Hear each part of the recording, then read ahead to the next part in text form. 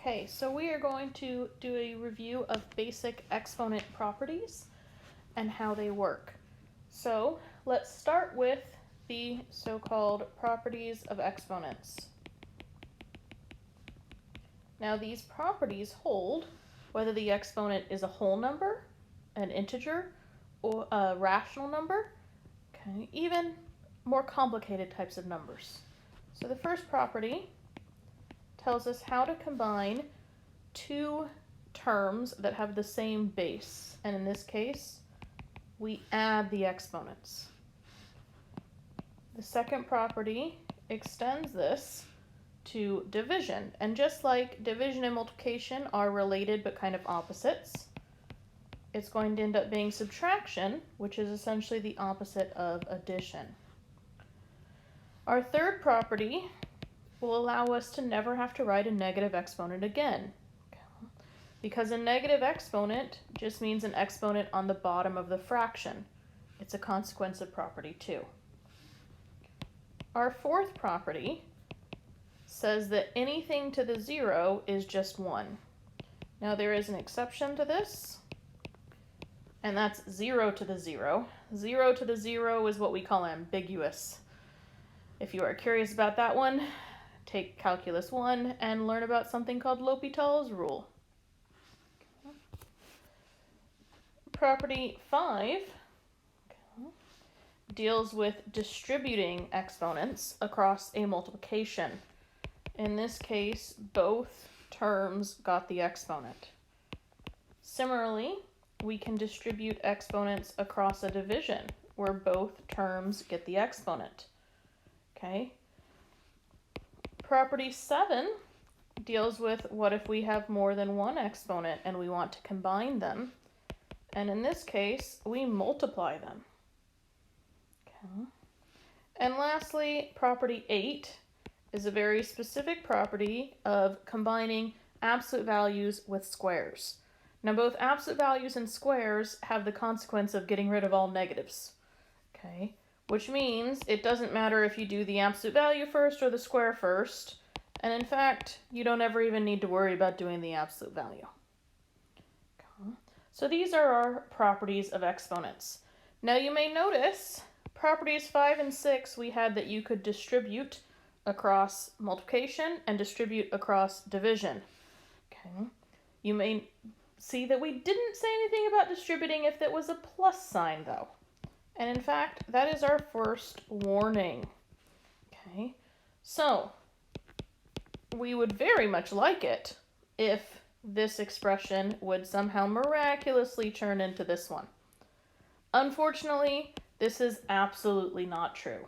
Okay, it is one of the most common mistakes made by mathematics students. In fact, it is so common in college that math teachers have a joking name for it. They call it freshman exponentiation because it is the mistake that all freshman math students make multiple times. So let's do an example of using these properties to simplify a fairly complex and annoying expression.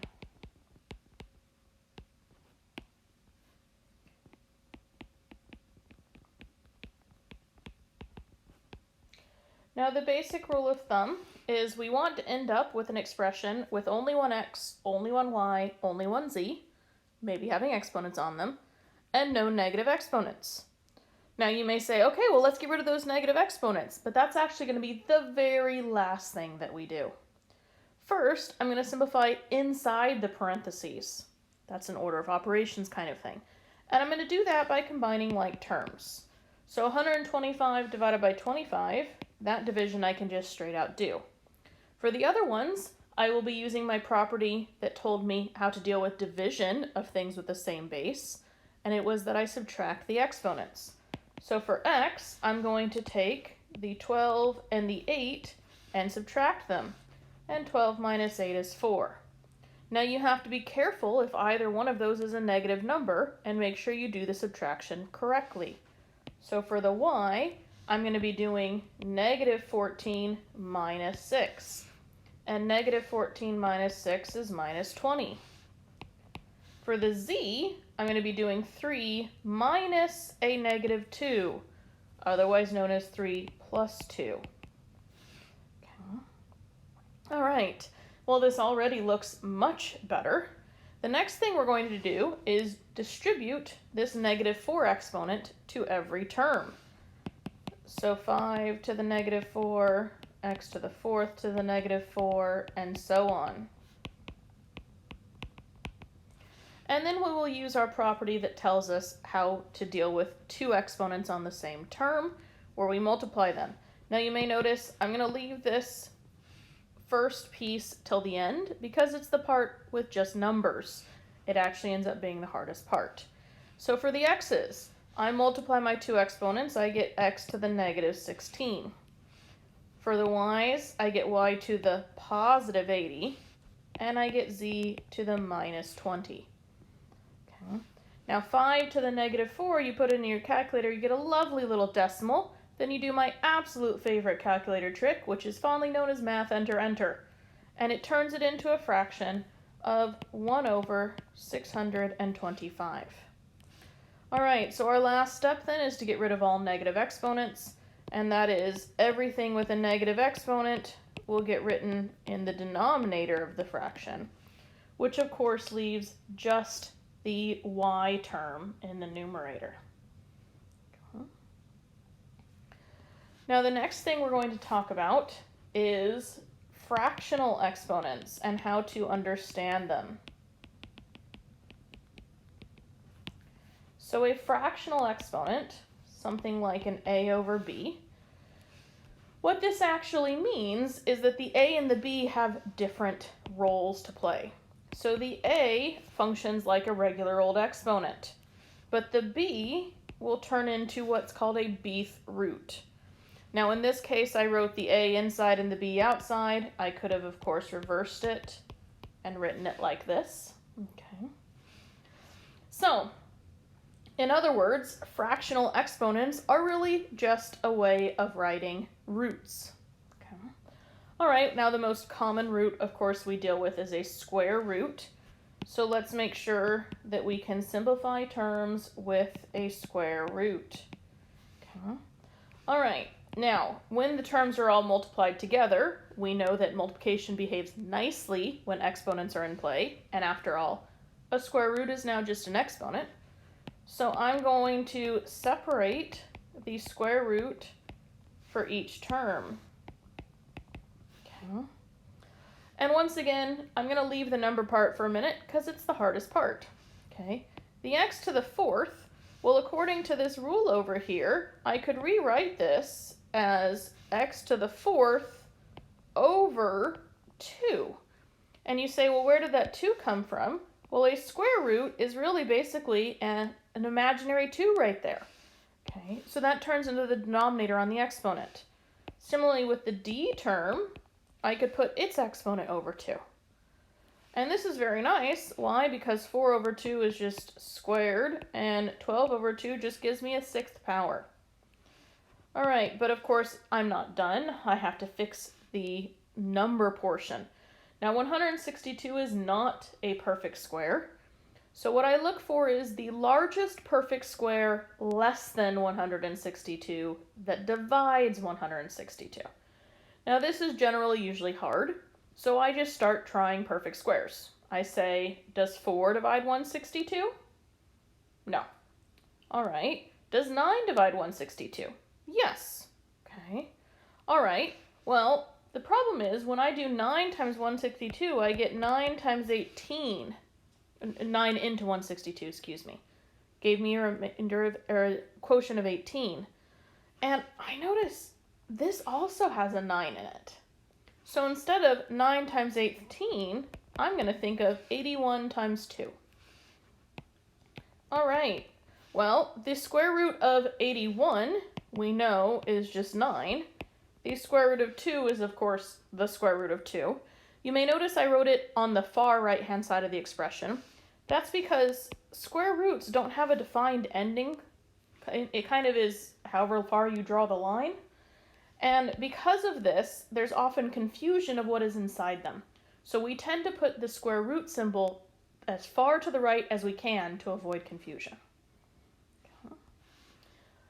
All right, let's do another example of simplifying with square roots. And this one has a dreaded plus sign in it. Now, basic rule of thumb is that pluses, and therefore minuses, do not play well with exponents or square roots, because they're also exponents. So the only way I can actually add these is if the annoying part, the square root part, is identical. Okay, and then I can combine like terms. But square root of 2 and square root of 32 are not identical. Okay, so it looks like I can't do anything, except that square root of 32, well, couldn't I break it up the same way I just did that 162 on the previous problem? Specifically, 32 is 16 times 2, and 16 happens to be a perfect square. So I get 4 square root of 2. Now you notice I put parentheses here because that's now going to remind me that this 3 that's been here all along has to multiply by that 4 I just got. All right, well now I look at it again, it kind of looks an awful lot like where I started with, except for now the square roots are identical. And you're allowed to combine like terms. So I have 5 of this really annoying thing called square root of 2, and 12 more of them means a total of 17 square root of 2. All right, we're going to do one last thing in exponents, and that is called rationalizing a denominator. Now, generally speaking, I don't care about this very much, okay? It's a thing that was very, very useful before we all had calculators in our pockets, okay? However, the last third of this class is going to have trigonometry in it, and we're going to have the unit circle. Right? And so we're going to need some of these skills when dealing with unit circle values that are usually presented as rationalized but not always gotten that way. So, just a quick review. Okay? There's essentially 2 different kinds of things that can happen. The first one is when the square root in the denominator is all by itself. And by all by itself, I mean nothing is added or subtracted to it.